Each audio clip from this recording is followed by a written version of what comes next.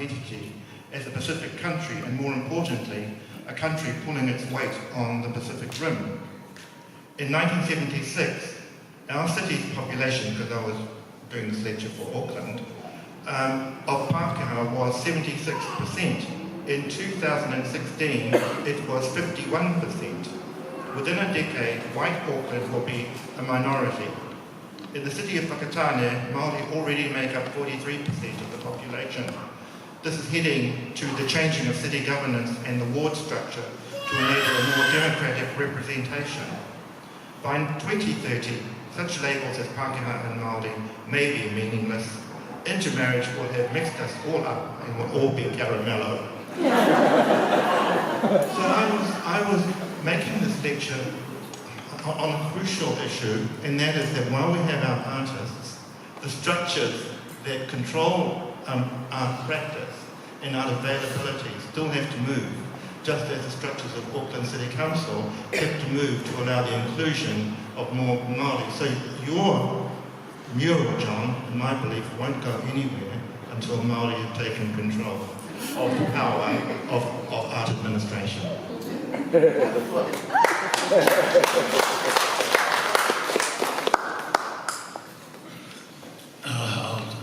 I agree 100% with what Witi said, that things will only change if we make things change, and I've been concerned about the number of Māori people who are in prisons, and the fact that a lot of the prisons have Māori names, and a lot of the proportions of the prisons have Māori names to the different compartments and stuff like that. And, I mean, it's ridiculous because we're working under a medieval sort of system which says that you have one person sitting on a high chair and they're passing judgment on a lot of these other people who you can't relate to, but this is what it says, so you're going to prison for 3 years.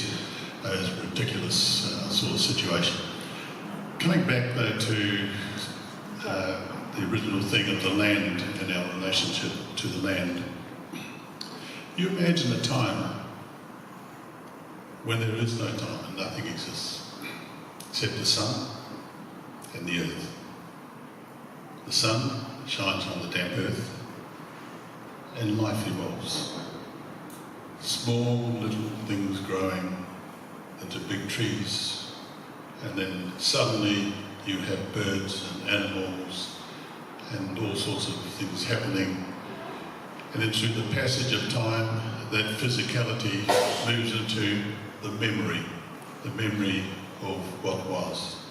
And you have the transition of the ancient Maori concepts from the physical to the spiritual world. All of that is described in Maori non-Christian stories about the evolution of life, personifications of male and female. Tāne te whaiora shines on the damp earth. From the damp earth, life is created. From that creation, it's just in there.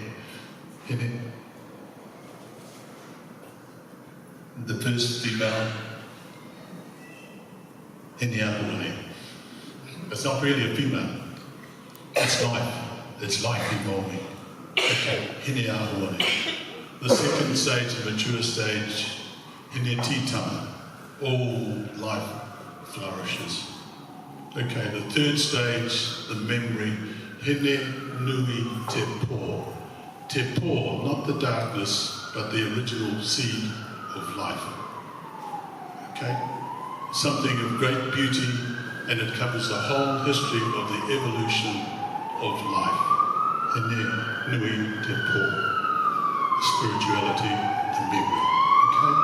If you embrace that whole thing into a single concept, and into a single painting, you have an incredible painting, but behind that, you have an incredible culture that can conceptualize something that memorizes that whole thing, where they use male and female elements as personifications, not reality. Because we know that the sky is not really a man, and we know that the earth is not really a woman, but we use those personifications, and that is our relationship to the land. We are part of that timelessness, and that's what we paint, what we create. And artists have the option of journeying into those spaces of knowledge and reflecting it. So the artist is the conscience of society and the reflection of what was at the time, and it is constantly changing. Just the same as in the hour we've been in this room, everything outside has changed and something else is happening. Kia ora koutou. Thank you for reminding us that we're here for an hour. Are we here for an hour? Yeah. Or can we just roll on until they kick us out? You can go for as long as you like. Okay. Because there was, I think, someone up the back who had a question. in here. I wondered if No, I just want to talk for John. I'm from Tolaga Bay. I was born and bred in Tolaga Bay. My father was a taxi driver, Vic Bradford, so I was a Bradford from Tolaga Bay.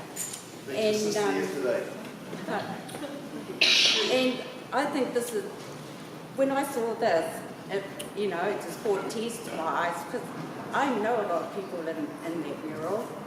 Namely my Uncle Pom, he was married to my mum's sister, and I always remember Auntie Polly with her headband, she always had that around her.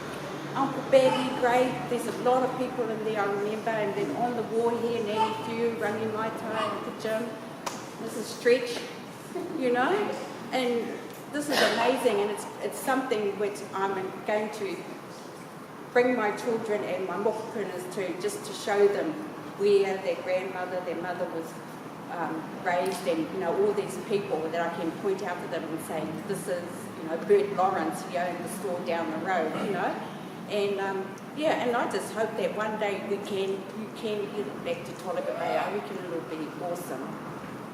So thank you. Well, I hope it does go truly. Here's the thing, it's 2018, and thank you for reminding us, Witi, about Lisa's extraordinary piece of work, which takes up a similar amount of space, but it's all, I don't know how many of you have seen Lisa Rehana's Passage of Venus, is it? Transit of Venus. But it requires 5 different data projectors, 60 feet of wall. And so we're living in an age where people can actually experience something like this in a variety of ways that might ensure that it is, protected, somewhere safe, but is also able to be experienced digitally. And wouldn't that be cool to have a screen in the marae where this just scrolls? Instead of you walking down it, it scrolls past you. And we now have a whole generation of young people that I call digital natives. I am a digital refugee. I require a 13-year-old to help me change the channels, because 13-year-olds are born with the innate knowledge of changing channels. So all we need to do is harness that digital expertise and get a room full of 12-year-olds in the marae to figure out how to make this something available to the community in all of its glory, without necessarily costing the community a huge amount. Although, of course, everybody that has a look at it has to leave at least $1. Because, he's got to get some money eventually out of it. I mean, it's sat in a garage for 38 years. So, the trick is, how do we take our art in the 21st century into our communities in different digital ways? And maybe that's a really interesting challenge for the future that you fellas from Uawa can actually have a little think about when you go home, because I can see you've got some bright-eyed, bushy-tailed young'uns here. They can be in charge of that.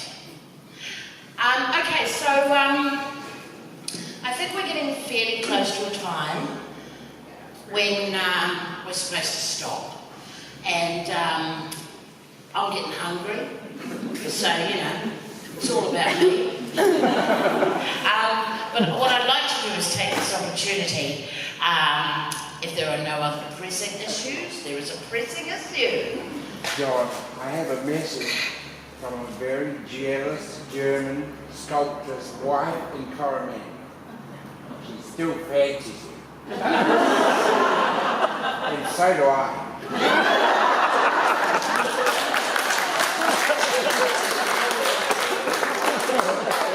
Always good to end a public presentation on a note of high sexual tension. Thank you for bringing that to the table. Lovely. But perhaps I can at this point extend a thank you to all of you who've taken the time to come and join us. Certainly, thank you, Darcy and Witi, for your wisdom. But first and foremost, please join with me in thanking John for sharing his work and his thoughts.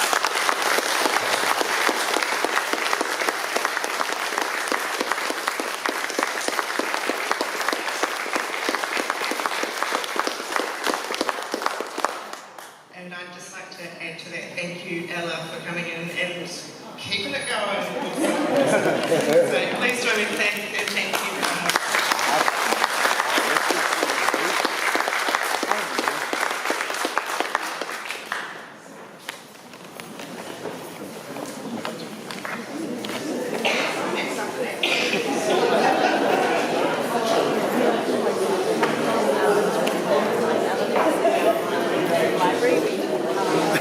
Trust you to end the meeting on that note.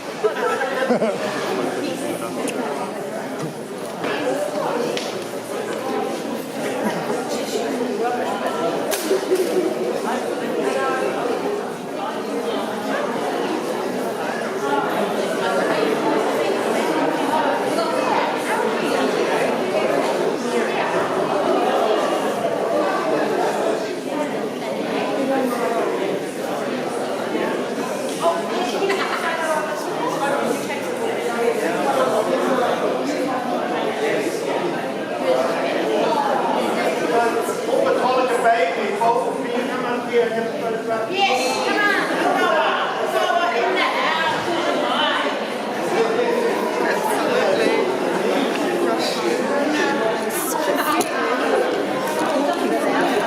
Oh, my pleasure. Oh, I know. It's all them that were amazing. Yeah, but Thank you for there's standing up too. It was great to have questions. Just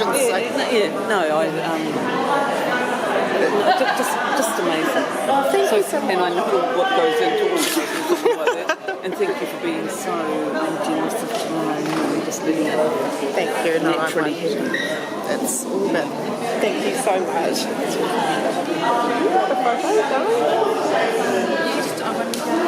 Thank you. I need to film this, sorry.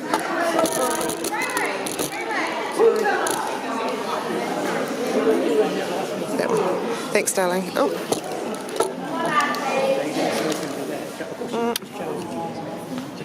Oh. Someone is about school visits. About what? About school visits. Yeah, can you just tell them 5 minutes? Oh, I've got to wrap this up. So, give them my card. Oh, that's Caro. Can you get her to call me? Hey, mummy?